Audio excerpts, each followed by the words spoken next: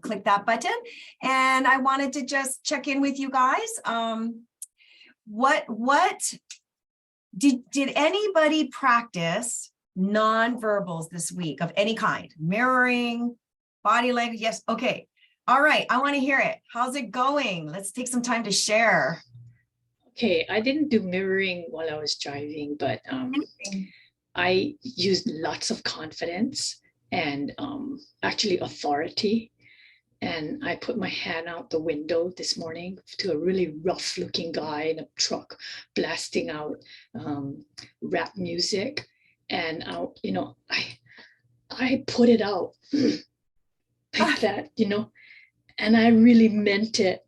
And I felt like a totally different person. I thought about it afterwards that, if it weren't for this class, I wouldn't have that much, wherewithal on the road.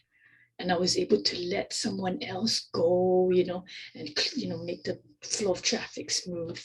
But I totally hear you that it does work. Wow, I didn't expect that being the application, but that's awesome. That's amazing. Like, we should all be assertive and I'm going through. So we're all Asian, like, okay. And then we complain about them in the car. Okay, well, okay, maybe I just complain about them in the car. It's just me. So who's next? Who would like to share how they're applying or tried, even if it didn't work or whatever, did something different? I saw some of you nod, so I'm waiting. Just jump right in there. I tried to do it, but when somebody is sitting down, it's kind of hard. So I kind of mimic the tone. I don't know if that makes, and it seemed like after a while, then the other person agreed or they were, they seem to be receiving my listening to them. There was a connection. There was not, yeah. So as far as the tone. Yeah. But it's hard when you're sitting down because it's like we're cracking up. I'm just like, I don't know what to do with just sitting down and trying to mirror that person. It's kind of hard when you're sitting down and the other person is sitting down too. Yeah, well, keep on trying. It's going to take some time for you to get acclimated to doing it, but it really does work well. So, who else? Who wants to share about anything they practiced this week relating to the nonverbals we covered? I'll share. Okay. I did it to my wife, and then I explained it to her afterwards. But it's funny. So I guess the result of the conversation, so she was on one side of the kitchen, and I was doing something on the dining table. And she started talking and I wasn't paying attention. And then she came around, she sat down at the dining table with me. And then I'm like, oh, let's try this out. So for me, it was a game. And then I started mirroring her. And really what you wanted to say was, it was kind of like a game, but I really wanted to connect. That's what you wanted to say. That's exactly what, that's exactly that's what I meant to say. So, okay. So what happened? It was actually pretty good because I would say in the middle of the conversation, she started, I guess, I would tilt my head and she would do the same.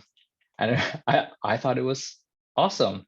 So I asked her, like, I was like, hey, just out of curiosity, what was, I guess, our level of connection when you were on, across the way? And she's like, like a 2 out of 10. And then at the end, I'm like, so what is it now? It's like, at the end, she's like, I think it's more like a 10 out of 10. I'm like, perfect. So then I explained what I did and the mirroring thing. And then part of her felt, taken advantage of, manipulated.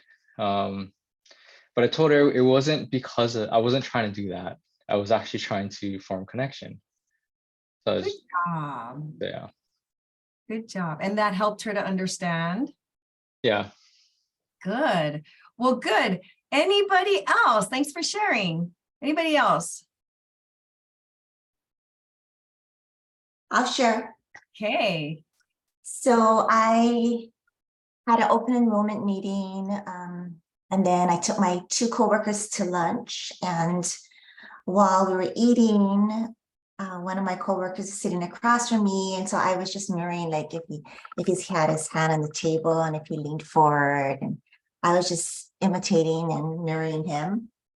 But we already have a great connection, right? But yeah, I felt like, and he comes from a very salesy background too. So part of me was like thinking, I wonder if he knows what I'm doing. So yeah, it's not natural at all. It is not a natural thing to do. Mhm. And Layla, I just have to tell you that as I was thinking about your conversation with that man and him shooting the rooster, and I think the connection that you had there was more because you brought up the fact that you had that parrot and you asked him about the BB gun. So it wasn't just your mirroring. I think he got excited about your topic that he could give you advice on. So let me know if you ever do find a good BB gun. He told me to go to Walmart. Yeah, no, there was more to that interaction than I could just, I was just giving you an excerpt of it that had a lot to do with the nonverbal stuff. So that was just a real quick one, but definitely, finding a point of interest and not belaboring the conversation where you lose rapport because you're just so much into commonality, right? But I could see coming into that conversation, he was weary of my intentions, right? So I had to really put him to ease. Okay, now what I want us to do, we're going to go with Heidi and Daryl. We're going to go to share thing. So we're going to switch the subject in terms of sharing for, we've covered the anchoring, we've covered dealing with our belief system. That was first week, and we've done anchoring since then. We covered the DISC profile, the EQ, and then even the drama points with that whole element of recognizing that we want to move at the speed of trust. But in order to do that, we have to be able to know that we're not working in a mindset of scarcity and that we take full ownership, right? And so of all of those things, have you experienced anything in terms of applying it? And what was it that you experienced?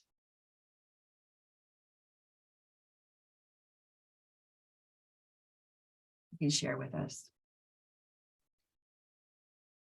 I'm sorry, could you repeat my options? Yes. That's a lot. That's like, wait, I didn't write that down. Okay, of everything, I had to go through the list. These are all the things we covered. I did a recap. Of any one of those things that we've covered, that I did a recap on, did you apply it? Yeah, could you go through the recap again? Yes. Okay, hang on. Okay, so yes, we covered, Anchoring, the belief beliefs. systems, Thank DISC you. profile, EQ, drama, trust. Yeah, going at the speed of trust, taking 100% responsibility, recognizing when drama's rearing its head in your group. We covered a lot in 5 weeks. We've covered a lot. You can pick any one of those things. Any one of those things.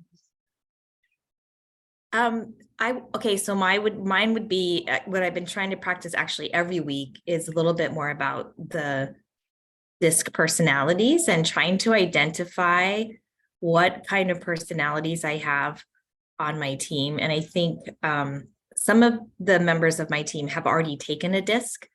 So it was interesting to see what I thought they were and where they actually came out to. And then just having discussions with people about their communication style and how to be able to look at their teammate and the reactions that they have and the way they respond, and that it may not be some of the things that, we're talking about drama, some of the things that cause inter-team drama is all these assumptions, right? And so just kind of taking the unsaid expectations out of it and sort of talking as a team about what do we want to do around communication and what do we all feel we can commit to so that we all know we're listening, because everybody does have a different style as we start kind of learning more about each other. Good. That's awesome. Way to go. Wow, Heidi, that is so awesome. And I just I admire how all your team are, they do the DISC. And yeah, I did it with 2 different people this recently. Yeah. And one, actually both of them were C's. And so I used lots and lots of data and citing examples and according to this study and blah, blah, blah, just bam, bam, bam, list them down the list. And one of them, I have $20,000 coming to me. And You the see, other one, because you approached them like a C yes. and they understood what you were talking about, and then, wow, that's a good ROI on this mastermind. Yeah. Finally, and I think it wouldn't have happened had I not signed up for this course. And then the other one, it was my brother, and I'm trying to help him to get more healthy and maybe even to move house. And so I used all kind of data and statistics, and I gave him, a link to a documentary and all that kind of stuff.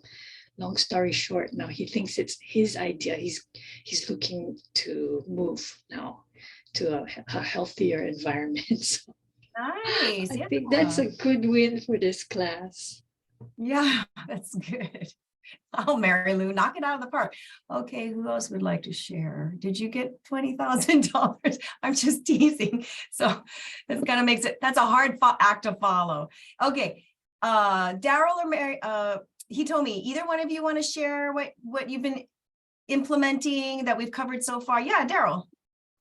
For me, it's actually the EQ aspect, and it's EQ on my own self too. Basically, I went through this meeting and I was getting, I guess, challenged in a way, but I was able to express myself. Like, Nice. oh, I was like, oh, I'm confused. I'm confused. Oh, that's what that is. Like, just to be able to acknowledge and verbalize it too. Like, oh, I'm confused. Like, let me show you oh, let me show you what I'm trying to do, and then kind of get them on the same page of what I'm presenting or showing them. And then they understood. But I'm like, oh, actually verbalize, I'm confused. I was like, I'm confused. Okay, how do I navigate this and then work through that? Good job, because you're an introvert. So you're going to keep it all in your head and not even tell anybody. Yeah, so it was crazy. I was like, I verbalized, I was like, whoa, this is new. Yeah, way to go. That's growth. Good job, you guys. I love that. I love the fact you're practicing, you're implementing. That's what the whole thing's about. So great job. He told me we didn't come to you, but I am going to forewarn you, because you've been with me in many masterminds when I first started. The next set of questions is going to come to you first, but you just kind of hang in there, because we're going to go through our presentation right now, or not a presentation, but our training. So today, what I want us to realize is that for the last 2 weeks, oh gosh, I did not set that up, did I? Okay, that's not even it.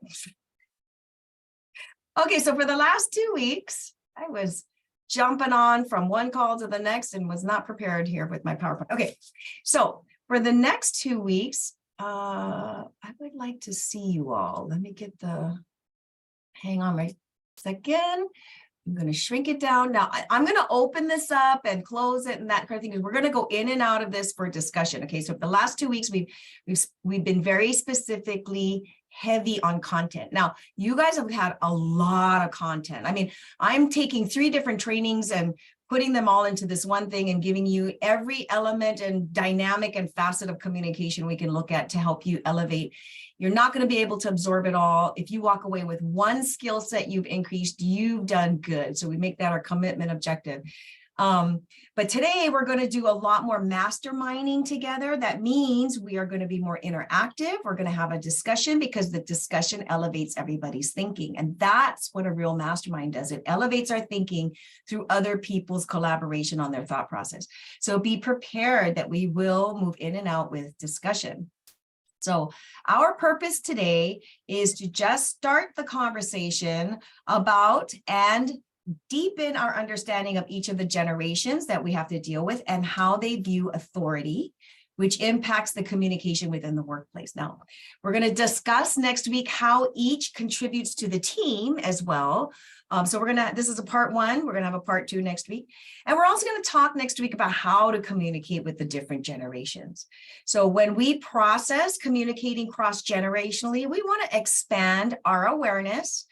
And that's so that we can increase our effectiveness with people and increase our influence to lead. And to do that, we need to understand how we process information coming at us from all of our world experiences. And you've heard me talk about this over and over again, but this is foundational to understanding what goes on in our brain so that we level up on our awareness. And awareness is the beginning of all transformation, right? So this brain stuff is important. So you will hear me repeat this over and over again so that people comprehend really clearly what's going on for them as they're processing things. So as we look at the world experiences that each generation has had, we're going to look at how those experiences shaped their perspective, and each generation has their own set of experiences corporately. We're talking corporately here. There are two parts of the brain that we're looking at. You all know this. We have the front part of the brain, which is the conscious, executive functioning, logical side of the brain. And we have the subconscious, which is at the back of the brain, where our beliefs are stored, memories are stored, our emotions are stored, okay? The subconscious back here is where we shape our perspective on life, because our memories and experiences life are stored there. So our beliefs and understanding and everything we view about the world and then how we interact and behave comes from this part of the brain, really. Even if we're making decisions at the frontal lobe and we think we're just, making a conscious decision, it's driven by what's back here. So from age 0 to 9, we lack the ability to reason inductively. So what does that mean? We lack the ability to see things from a higher level. An experience that we have where we can look at it from different directions, look at extenuating circumstances, and be able to put a more pragmatic and practical conclusion to that experience. So what we do during this time, birth to 9, is deductive reasoning. And that is simply, this is how I'm experiencing it right now. This is how I feel about it right now. This is what I believe about it right now. And so that's what most people are doing while their brain is still developing from age 0 to 9. So what happens is then that decision that we've made about this experience and how we feel gets stored in that part of the brain, and then we automatically accept it as truth. All right. Why is this important? Because if we look at the corporate experience of a generation, they're coming into the workforce with their experience molding what they believe to be true. So keep that in mind as the framework as we move forward. So what we're going to do today is we are going to look at each generation and what was going on at the time when they grew up, what shapes their perspective lens that they're looking through when they come into the workforce. And generational differences have been around forever, right? I mean, you remember when you first entered the workforce, there was always somebody older than you, and you had a certain opinion about it or the way they did things, and they had a certain opinion about the way you did things or didn't do things, right? Whatever it is. So that's nothing new. What is new is that this is the first time we have 4, and in some cases, 5 generations working together at the same time, especially in Hawaii. It's becoming harder and harder for people to retire at the age that, we consider retirement age. So they're in the workforce still. So this is unprecedented. Today, more business owners, employers, and managers are struggling to communicate company values and work ethics with the newer generations coming into the workforce. Right? And I know that many of you in this call are experiencing that personally as well.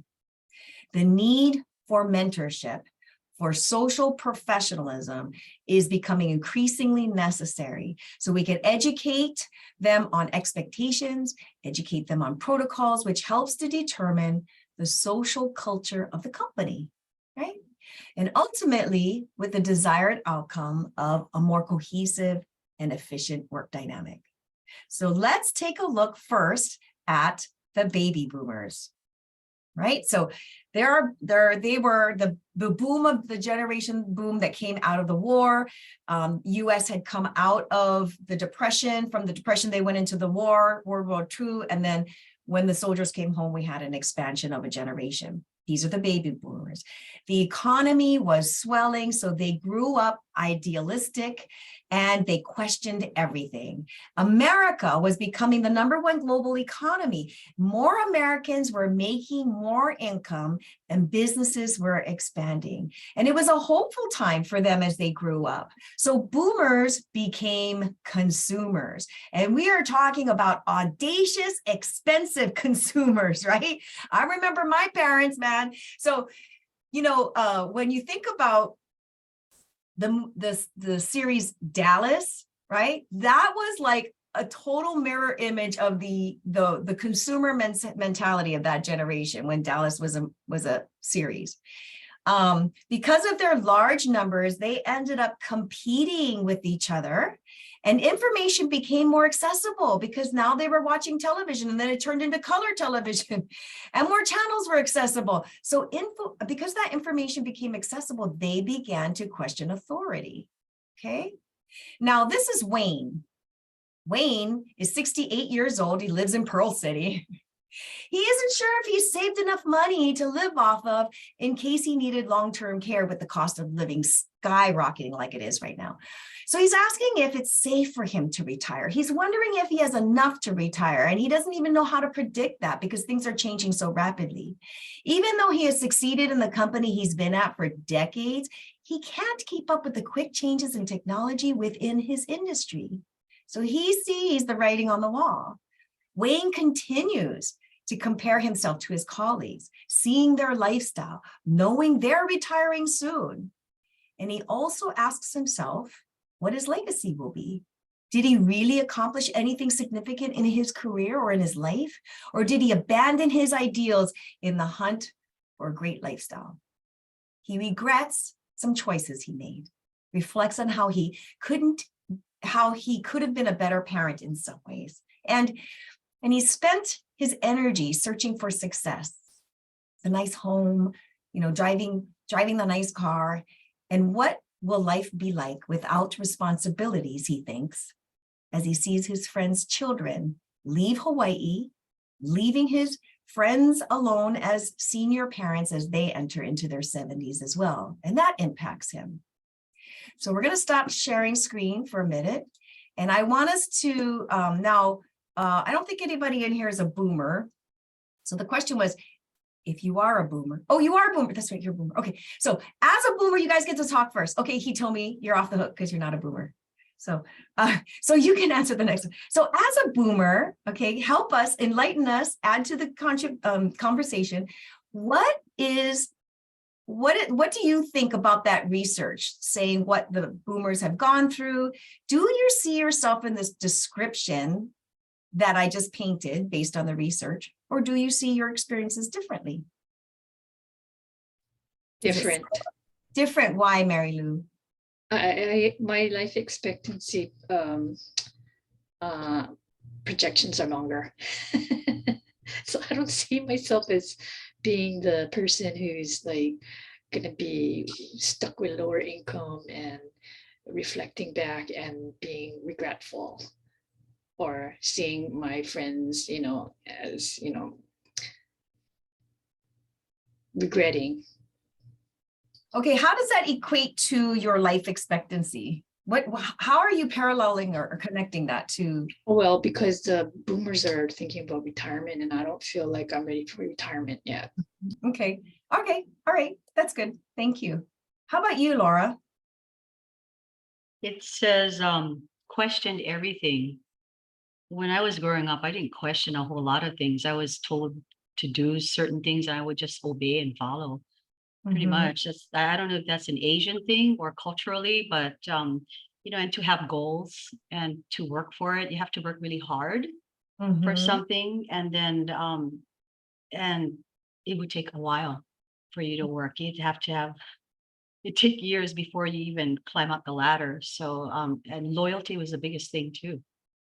So it's a little different from this. I guess maybe hopeful is something sort of like loyal, that you knew at the end, if you worked hard, you would get to the top.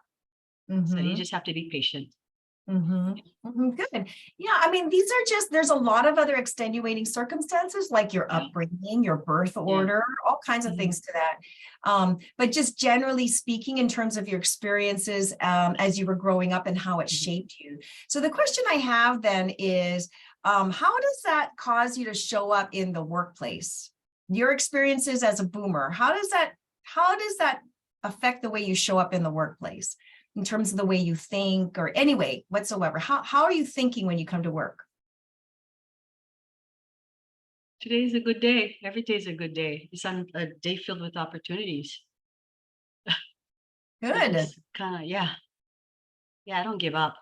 Don't never give up. Okay. And Mary Lou, is there a way that you communicate that's specific to your generation, you think, within the office, if you look at compared to other younger generations?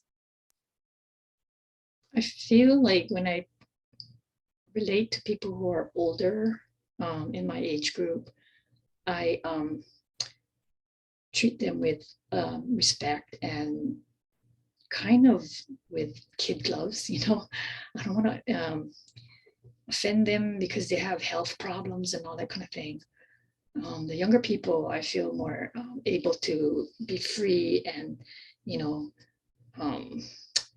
be more positive because they do tend to be a little bit healthier. And yeah, I kind of feel like I'm giving more compassion to the older people. Okay. Okay, great. So now I'm going to open this conversation up to everybody else. How do you experience any boomers in your office? Now, you know, it would make sense to me that in this group, because you're all here to grow, you all want to grow, that there would be a different perspective of everything versus the people that possibly we work with, right? So consider that context, right? It's a little bit different when they're not looking to grow. So how do you experience boomers in your workplace?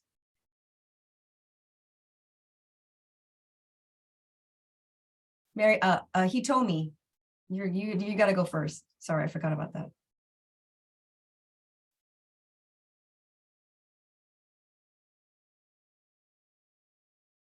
Can I add something? Yes. Most of the boomers are retired. Most of my friends are retired. So I don't know. I mean, yeah, a lot of Okay. them are in retirement mode. Yeah, but we're They're asking not in the them. workforce. Yeah, That's a good question. How many they're not of in you the have workforce boomers in for your me. office? How many of you have boomers in your office? Okay, all right. Okay, great. So for those of you who have boomers in your office, how do you experience them? How are they communicating? He told me, do you have something? Were you trying to unmute?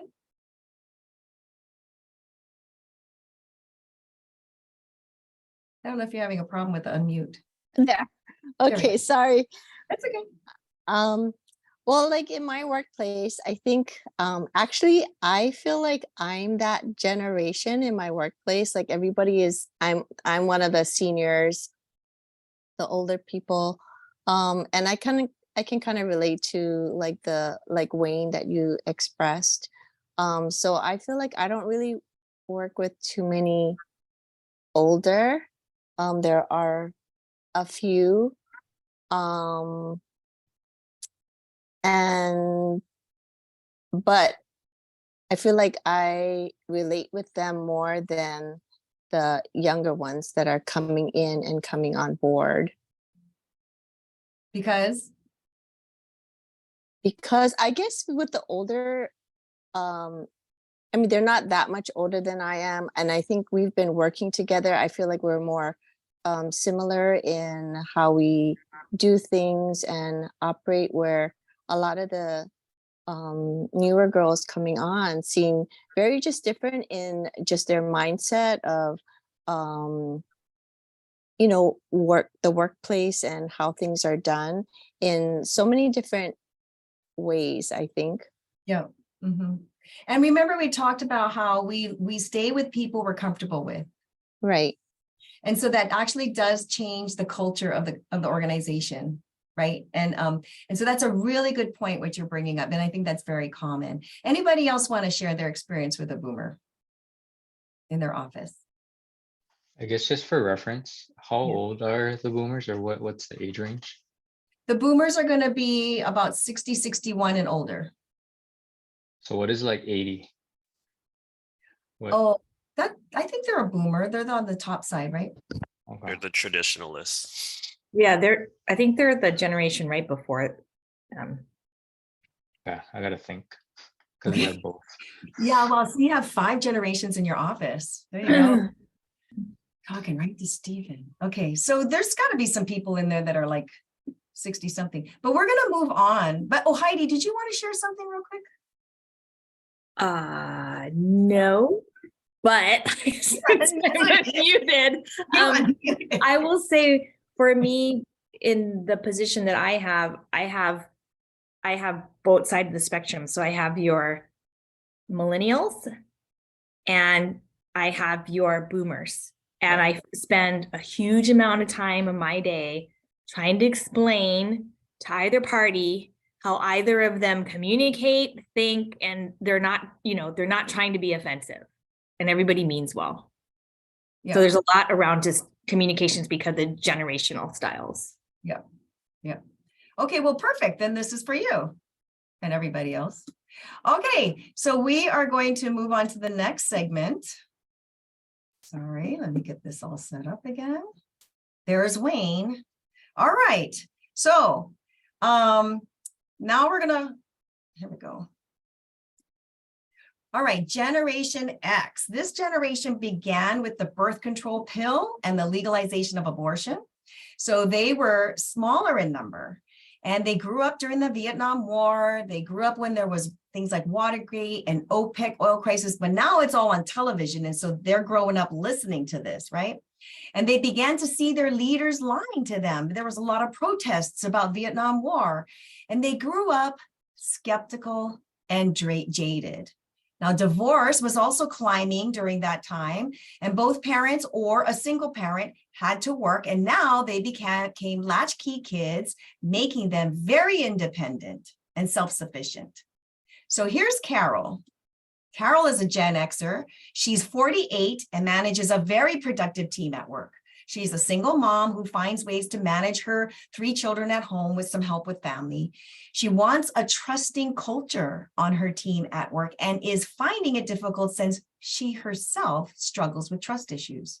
She loves Brené Brown's books on vulnerability and trust, but can't quite translate that into her actual leadership. She was a latchkey kid. Her parents got divorced when she was in grade school. And so no one was home when she would come home after school, year after year after year.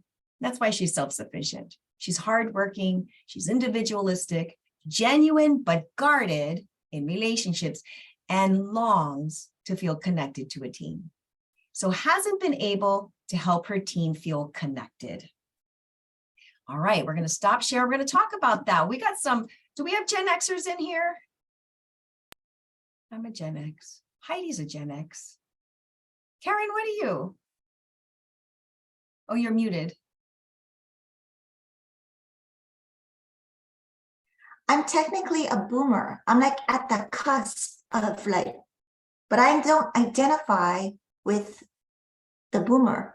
I don't know. I just. Okay, so that's me. I'm right at that line, and I don't identify with a boomer. So I consider myself Gen X because I totally identify with a Gen X. Okay, so let's say you're Gen X. Karen, you're Gen X. How does that affect the way that you show up at, I mean, do you see yourself then in the, do you see yourself in that description of the Gen X? Yeah, yes, very much so. And I'm like I'm like, my boss is younger than me, right? My manager is younger than me, but I get along with all of my coworkers. Maybe because that's the maternal part of, you know, how I relate to my coworkers. And yeah, so we all, even the younger ones, they have great, amazing work ethic. And I compliment them on that all the time. So they're not your typical, they're not your typical young people. So Good. Good. And you know, interestingly enough, I think part of it to consider is the disc profile in this equation as well. Because you're an I, you are relational, right? So there's that. So this is just one aspect, like I said, we're taking the research that they've discovered that's going on in the current workplace right now.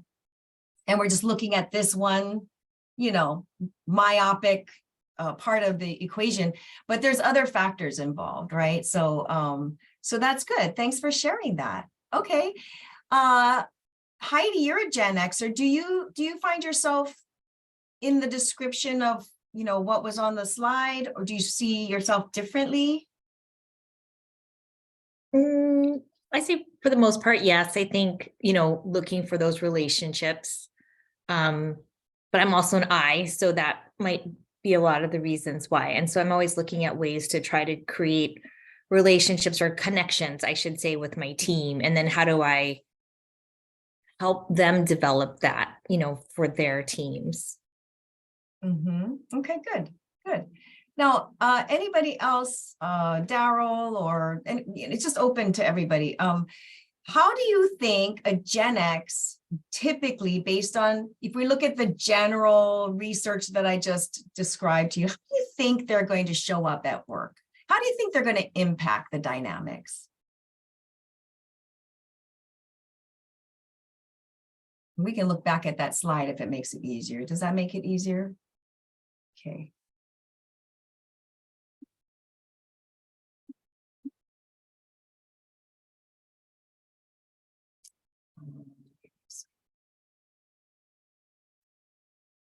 Okay, so let's look at this, right? They're smaller in number, they're skeptical and jaded, they're very independent and self-sufficient, and they do have trust issues, right?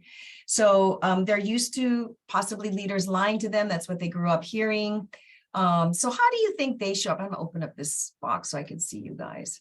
How do you think they show up in the workplace? How do you think they contribute relationally? Maybe you have Gen Xers in your workplace.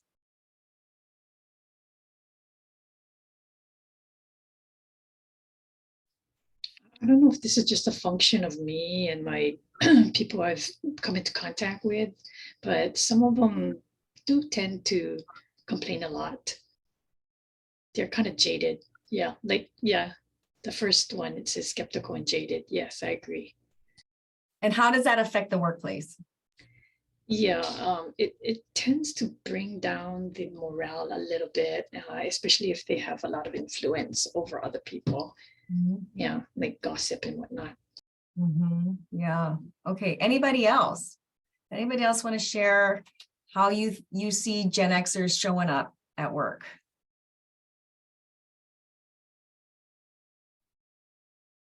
I think it's many of them are like they are very independent. And so when you, again, I always think of things building a team perspective. I think, you know, for those that I have on my team, they tend to kind of want to do their thing, have control of their thing. And it's really hard. It's more of a challenge to get them to communicate to the larger group because they're focusing so much on what they're doing. And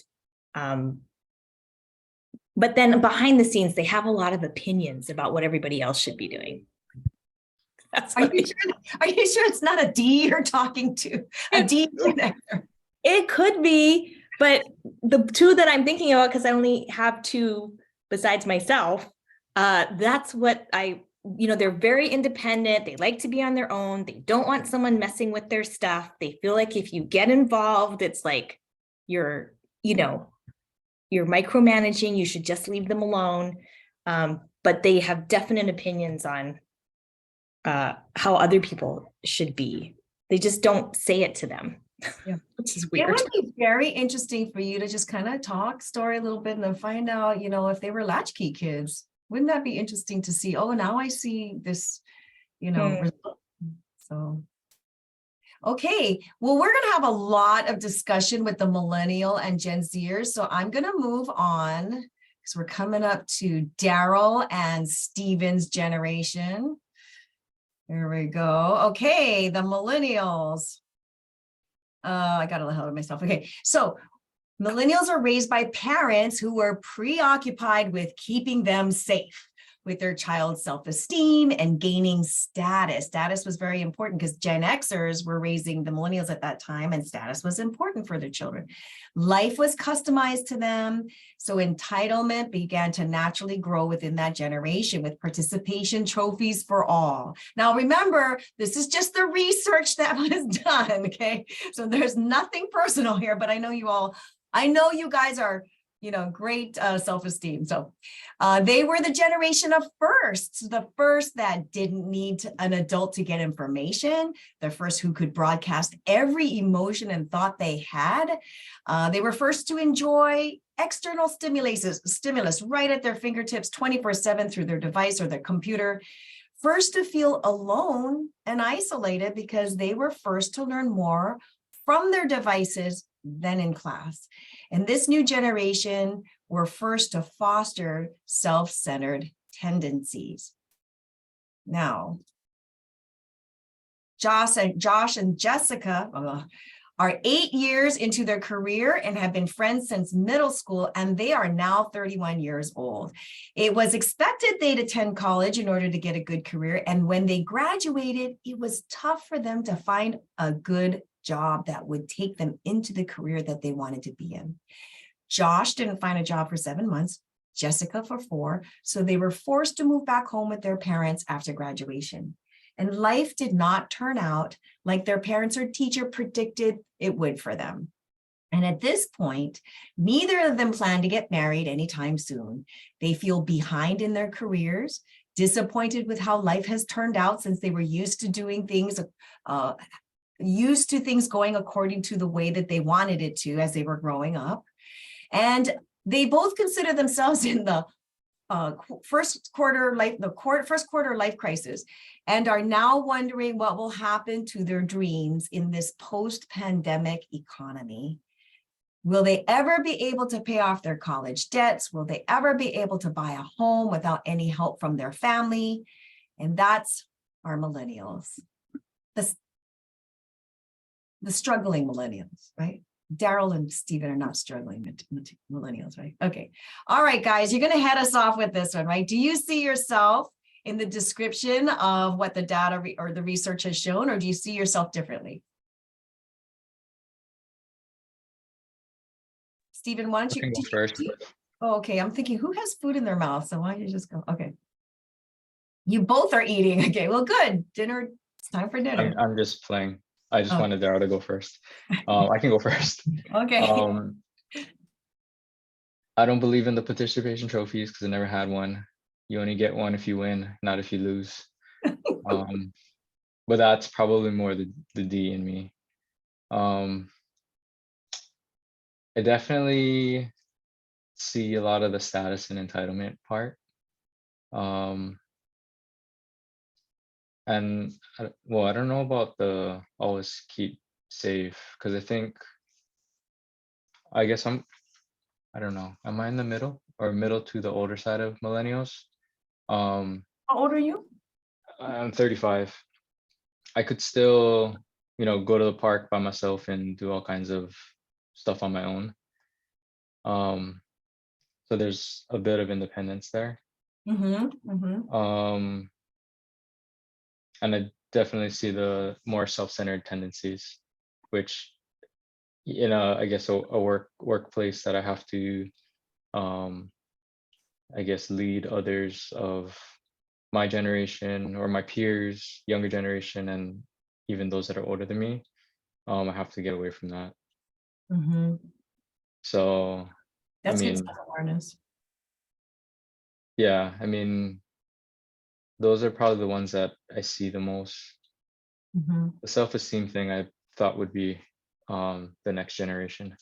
We're gonna get there next. Sorry.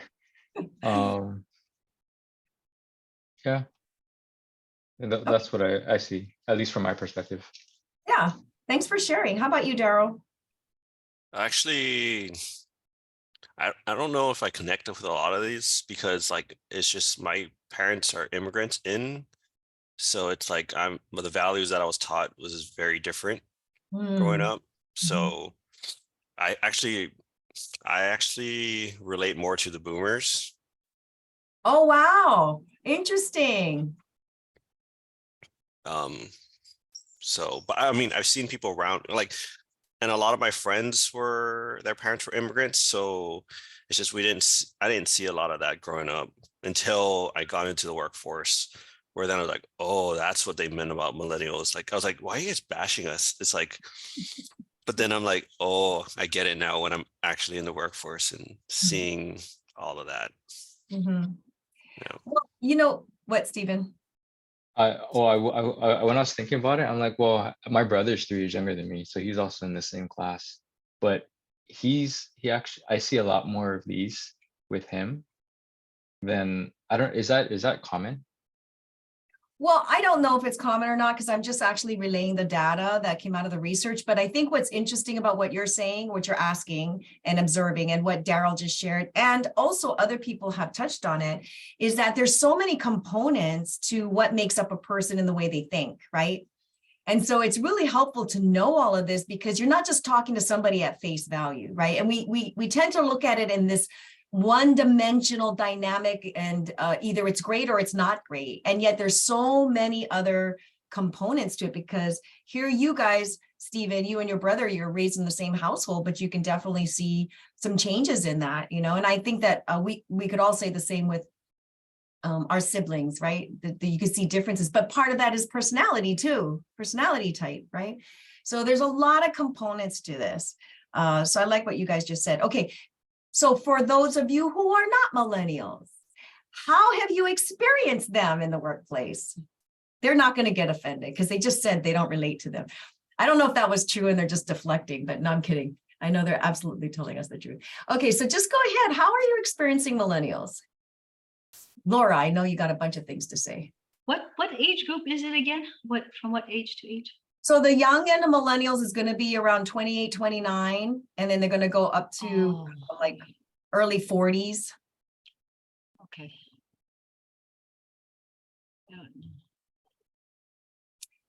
You always had a lot to say about No, I have the younger ones. I have like the 22s. Oh, you have the Z. Okay, we're getting there. We're getting there. Okay. All right. Who would like to share their experience about him? Oh, yes, he told me. Waving your hand madly. Just unmute and go. Don't be. You're so. It's kind of weird on the phone, but anyway, I think I work with a lot of the millennial age, and so it was kind of interesting because a lot of us are older, the baby boomers, I think, and then we've got these millennials coming in, and so just our traditional thinking, you know, of being loyal to the company and just this and that. When they came in, we noticed a little bit of a challenge, because a lot of it was, you know, instead of like looking at what's senior, because that was respected, like whoever was here longest, you know, they got the better shifts or the hours, and that's how it's always kind of worked. Where when they came in, it was like, well, that's not fair. What about me?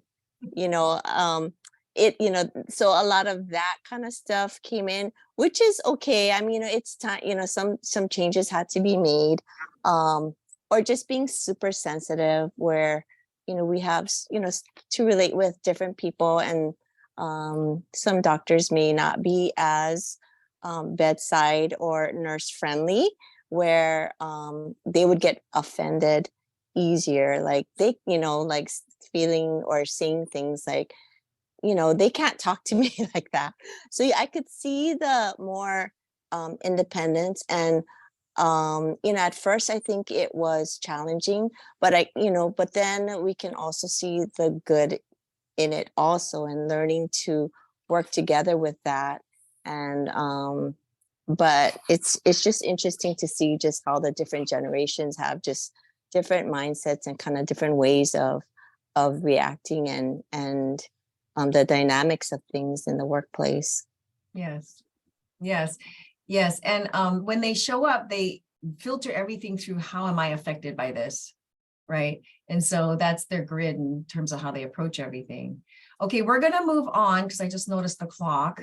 Because we're gonna spend some time on the Gen Z, or that seems to be the bigger pain point for most business owners. Now, Gen Z, today's generation growing up in the wake of 3 economic recessions, mass shootings they see all the time. Not only are they playing, shooting on a video game, but then the reality is that going to happen to me when I go to the gas station or Walmart or whatever, college, right? They grew up with a global pandemic. It was a major disruptor for their high school or, elementary years. Political polarization now all over their social media feeds more than ever before. So this generation has a lot of anxiety, and mental health is their top issue, right? So the other thing about them is they have a very fluid sense of identity, of their gender preferences and sexual preferences and all of that. They're very open about all of that. They are overwhelmed by the mental issues. Let me see if I got another. Oh, I'm too early. Okay. The other thing about them is they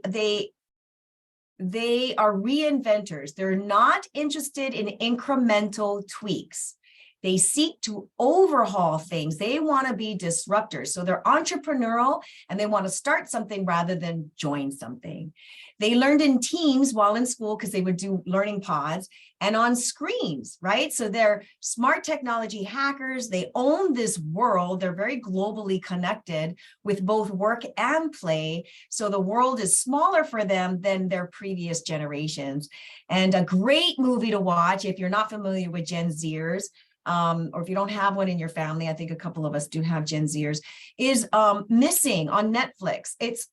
I didn't anticipate it being filmed this way, but it's totally filmed from a Gen Zers approach to a situation. And depending on your sensitivity, you might want to watch it first before you watch it with your kids, if they're not grown adults yet. Missing by Netflix, it's exactly what a Gen Z does. Okay, so this is Braden. Braden was born in 2002. Big for 2 years old, 4 years old, 3 years old. Okay, and identifies with Grammy Award winner Billie Eilish. His songs are dark and depressing, for those of you who know anything about that. Braden is a nice guy with different friend groups on TikTok, Snapchat, Instagram, Twitter. If he were honest with you, he would have told you very candidly he's fought depression, he's thought about suicide, and he's not sure about his gender identity. So like many Gen Zers, he's pretty sure he's binary because he's figuring it out. He was overwhelmed by college, he's overwhelmed by life and an uncertain future, and is on medications for anxiety disorder. And he would say many of his friends take anti-anxiety meds as well. He has older siblings who are millennials, and he knows he has to compete with them for jobs who are already steps ahead. And he is acutely aware that no adult is going to swoop in and help him because no adult had an answer for him during a pandemic, which completely interrupted his life when he was in school. And that was his experience with adults. All right, I'm going to go back to this slide and I'm going to open this up. Now, we don't have Gen Zers, so let's just jump straight to what is your experience with Gen Zers? What have been your experience? Yes, Laura. Yeah, I have they fit the description. I didn't realize that, yeah, this is complicated, but yeah, but they are depressed. They're really focusing on what am I going to say, right? A lot of anxiety, cannot sleep. I don't know. Mental health is an issue. I mean, one of my employees is like that. Yeah, she even mentioned that too, that she's depressed. So, but we being dentists, so we hooked her up, and she's so much better now. We hooked her up with a sleep appliance. She's so much better. Yeah. Nice. We hooked her up, and we just turned around her life. She even said that too. She's not quite so depressed. She's getting enough sleep. Nice. Trying not to get so anxious about things. And I'm trying to reach out to her, I don't know how to reach out to her because she's very smart too. And I try to let her know that, she has a lot to offer, but she always second guesses herself. She's an overachiever. we're gonna talk about that next week. Yeah. Reach out to them. Yeah. Who else is experiencing Gen Z in your workplace? How are they showing up? Anybody else? Who is Gen Z in their workplace? Really? Only Laura? Okay. Stephen, are you experiencing them? Do you have to interact with them? Are you interviewing them for jobs? I am all of the above.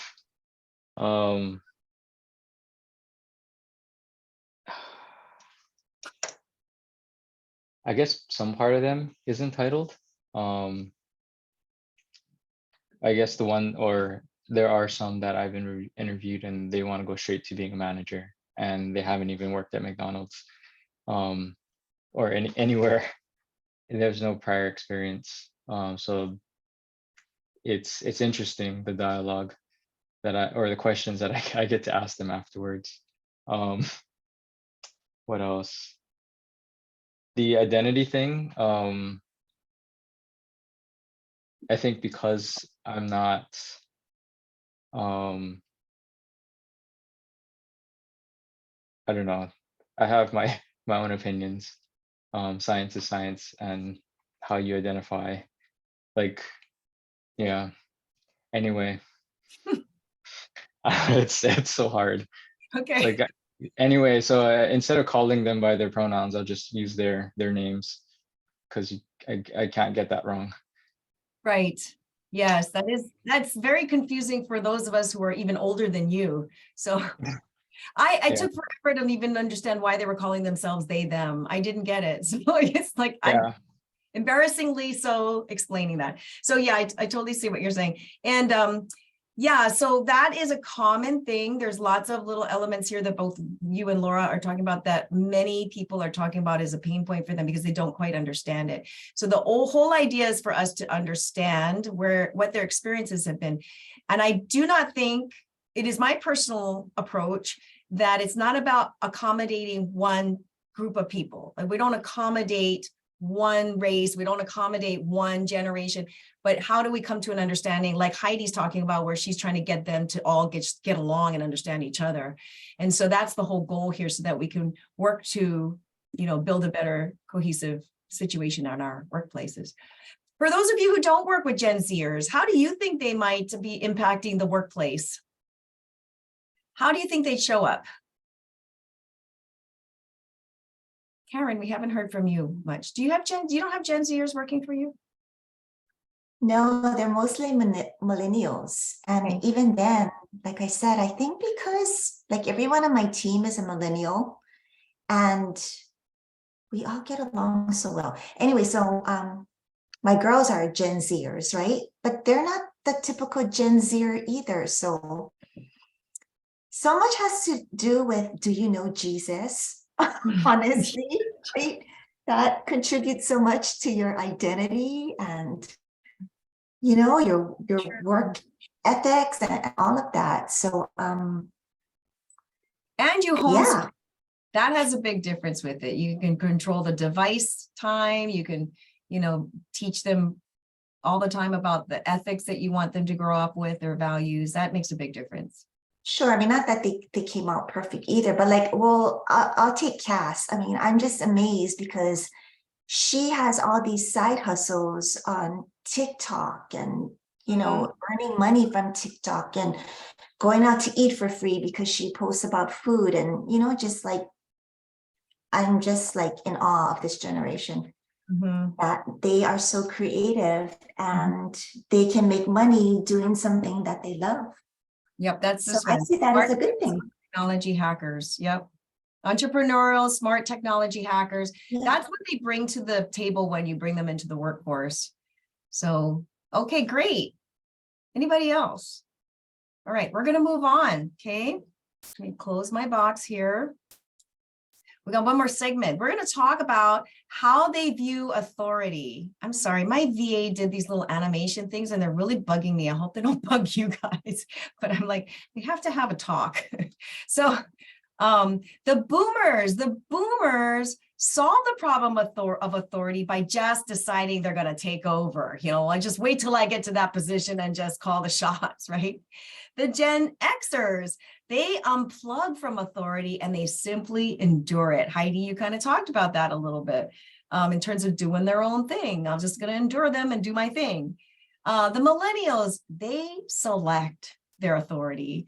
Since life is a big cafeteria, they are picking who they will genuinely follow. Remember, they were raised by Gen X who focused on their self-esteem and how they felt about everything, and they got participation trophies, except for Stephen. He was the only one who didn't get participation trophies. Gen Z, all right, with regards to authority, guys, they ask Google questions that we used to ask our parents. So if they were to be completely honest, millions of them would say, what do they know about my future anyway? Right? Because they didn't have any information about how we were going to solve this pandemic thing that was completely disruptive, right? And very scary for them. They are starting to move away from college even because they can find the information they need on YouTube. So now we are going to stop share, and I want us to talk about how might communication be affected? You can choose any generation. Just talk about what you're going through. How might communication be affected in the office with the way that these generations view authority? How is it impacting you now? Right? Do you need me to put the list up again? Actually, it was 4 different slides. I'm going to put that together in one slide, note to self. Okay, so boomers dealt with authority by taking over. Xers unplugged and endured. Millennials made a choice as to who they wanted to follow. And Gen Z said, what do they know about my future? So they're just going to do it their way. Hence, I'd like to be the manager. Right? Okay, so how is that affecting the communication at work?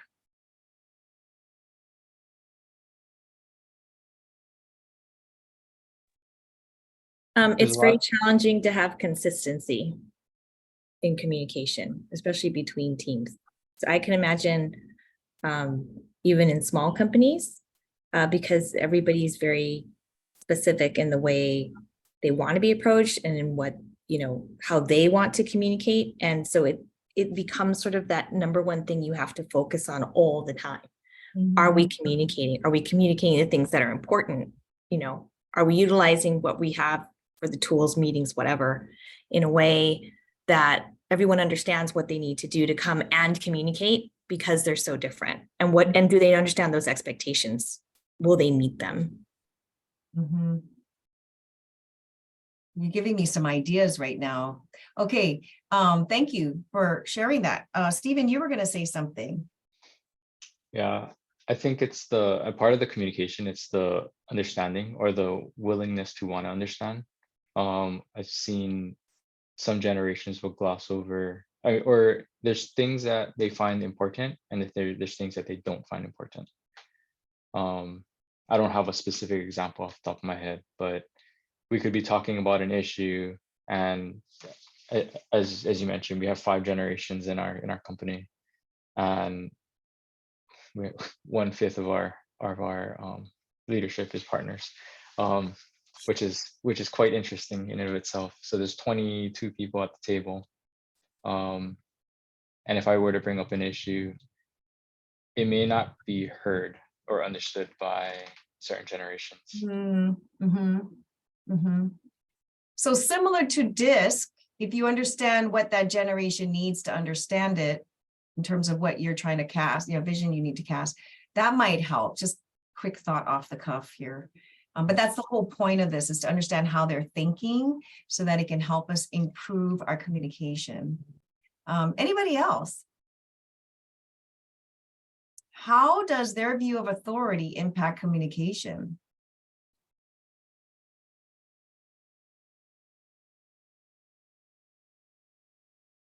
Okay, well, I don't want to jump in. Sometimes I move too fast and people are still thinking. So if you have something, raise your hand, or I'm going to move to the next question. Okay, the question is, what was your aha moment from tonight? What was your aha moment? Heidi, do you want to go first? And then I know you have to check your phone because it's imploding right now. It might be work. My aha moment was that, Stephen, you're only going to get a trophy when you actually deserve it. No, he got a He trophy. refused to participate. No, he said you got a trophy only if you won. Right. In a time when everybody was getting trophies just for showing up. I think that says a lot about your character there. Yeah. Aha moment.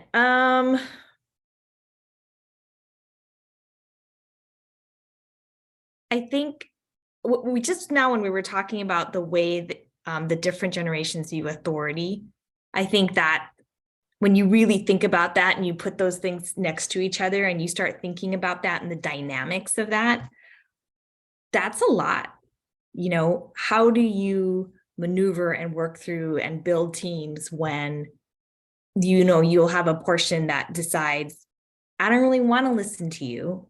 Another portion that's like, we just gotta do it, you know, and you've got another section that's like, yeah, I'm tolerating it because I just want to get over here. You know, it's the challenge of everyone connecting and going forward in the same goal Mhm. is it makes it illuminates it a lot more when you really think about it like that. Yeah, let me just like bring it down to a simpler you know, element, which is at the end of the day, people want to know, can I trust you? Do you care about me? And can you help me? That's the three questions they're asking, right? Can I trust you? Do you care about me? And can you help me? And if you just understand how they view authority, so maybe instead of going over the fence, you're going to go around the fence, or maybe you're going to dig a little hole, get underneath, but you're still going to go for the main thing, which is trust. And everybody's, you know, biological makeup, the way their brain works and all of that is the same, right? So they just have different filters, and that's what we're talking about. There's all these filters. So I don't want you to get overwhelmed by that. And I'm not saying that that's what you're saying. For those, for this whole group listening, if anybody's going, oh my gosh, that is a lot, don't get overwhelmed by it. Just keep it simple. Can you build trust?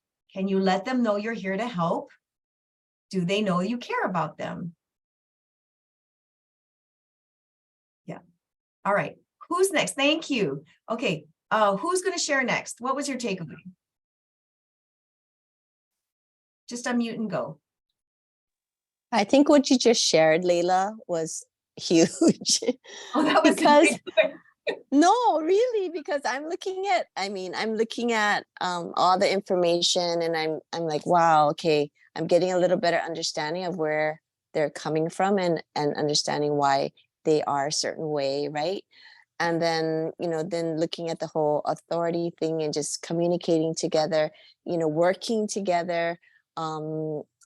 It all kind of, you think, oh my gosh, it's so complicated, but really, basic foundation. We're all people with these needs to be cared about and to be heard.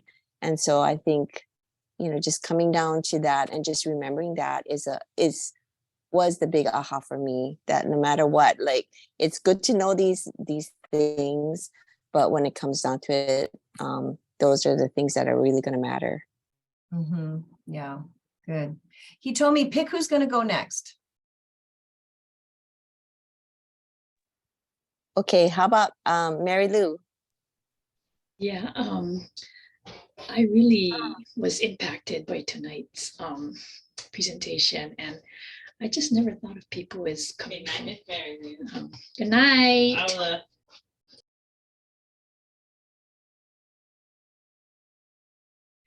They're having a conversation with her. All right, so why don't we go with this? Daryl, why don't you pick up, and we'll let her pick up when you're done. Sure. My aha actually was back when you're talking about how are they receiving us, kind of thing.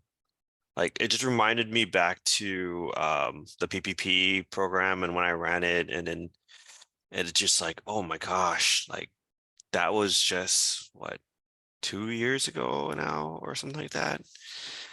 It's insane where, like, just because of seeing through the lens of how I'm going to add value to others, kind of just eliminated like this generational thing of looking at them in a boomer, Mhm. Gen X, millennial, whatever it is, but like it's like how can I add value? Kind of just like blurred all that, and it's like I'm seeing you as an individual, and how can I just add value, relate to you, and help each other in a way. Mhm, mhm. And the whole point of explaining, what the research is showing about these generation experiences is for understanding. That's what we talked about in the very beginning. So you guys are doing a great job. Okay, Mary Lou, over to you. Yeah, I just deal with people as people, and I never thought about generations. And when I talk to the young ones, I push myself to learn the technology, and so I can communicate with them.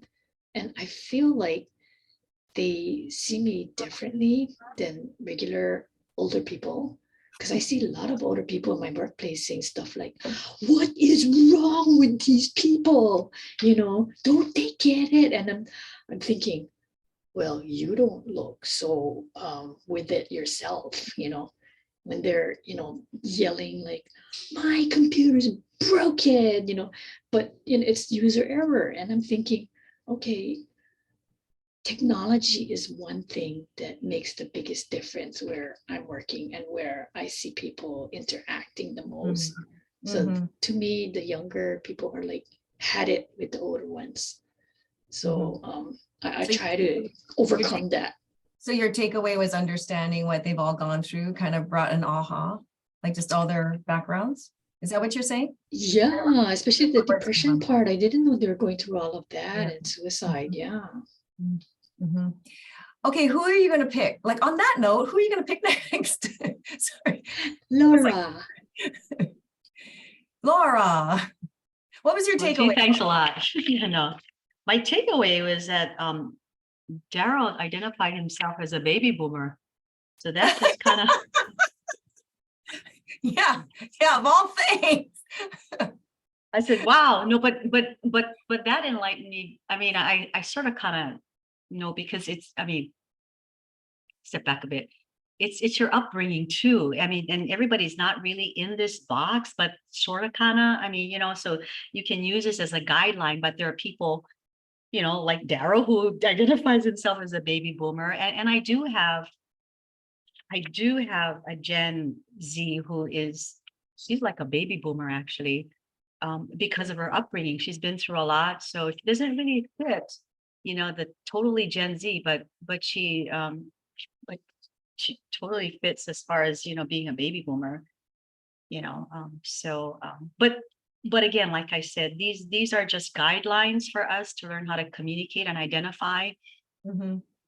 But then I like the questions that you said too. Your three basic questions. Can I trust you?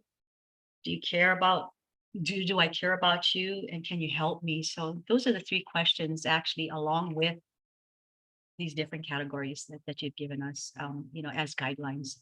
Mhm. Mhm. Okay, you have Stephen or Karen. Who are you going to pick? Oh, Stephen. You didn't even think about that one. It just came out the top of your tongue. Um, I guess my aha moment was as we were going through all of the different generations, I was starting to profile everybody in my company on our leadership team. It's me having fun again. Yeah. But I think it's good. I actually learned a lot about Gen X, and I guess part of how they show up and some of the things that they're thinking about because of their upbringings. Because it made me think about like, well, my parents are boomers, so I don't have that breadth of understanding of the Gen X generation. Good. So yeah. And Karen, bringing us home. Okay, keep it short. So just a reflection again at my workplace.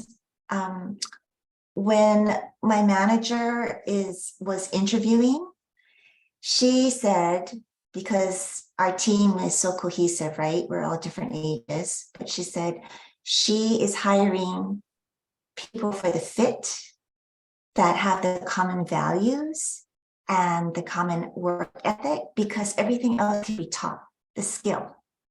And so I think that's why our team is so cohesive, because we're all different personalities, but I get that the generations, they do help with the profile, but then the personalities come into it as well. So there's just so many elements. So got to just stick to the basics and ask those 3 questions. And if we're always adding value and letting people know that I trust them, I care about you, and that I want to help you, then we're golden. Yeah, good. All right, you guys, great work. Next week, we're going to dive into this a little bit more. Hopefully some of your questions will be answered. Or if, like Karen, you can contribute to your continued success in the conversation with regards to working with millennials. And thank you for trusting me with your journey. I will see you next week. Bye.